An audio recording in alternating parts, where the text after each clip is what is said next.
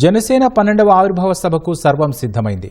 కాకినాడ జిల్లా పిఠాపురం మండలం చిత్రాడలో జయకేతన పేరిట ఆవిర్భావ సభకు దాదాపు 50 ఎకరాల్లో భారీ ఏర్పాట్లు చేశారు.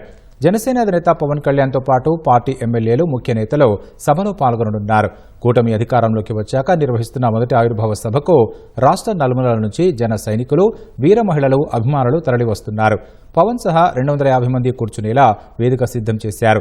రావు సూర్యారావు బహదూర్ మహారాజ్, డొక్కా సీతమ్మ, మల్లాడి సత్యలింగ నాయకర్ పేర్లతో ప్రాంగణంలో 3 ద్వారాలు ఏర్పాటు చేశారు. తెలుగు సంస్కృతి చరిత్రకు అద్దం పట్టేలా సభ నిర్వహిస్తామని నాదెండ్ల మనోహర్ చెప్పారు.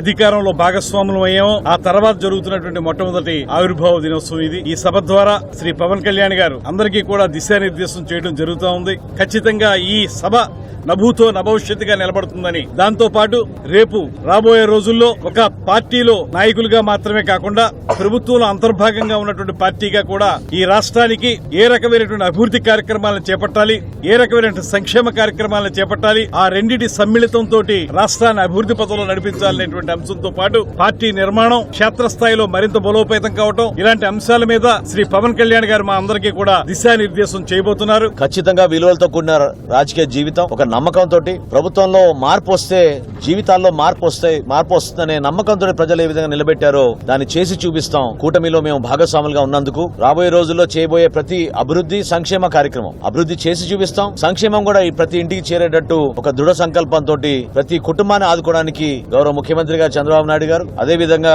గౌరవ ఉప ముఖ్యమంత్రి గారు పవన్ కళ్యాణ్ గారు ప్రభుత్వంలో తీసుకున్న నిర్ణయాల్ని ప్రజల్లోకి తీసుకెళ్లాల్సిన బాధ్యత మా పైన ఉంటుంది.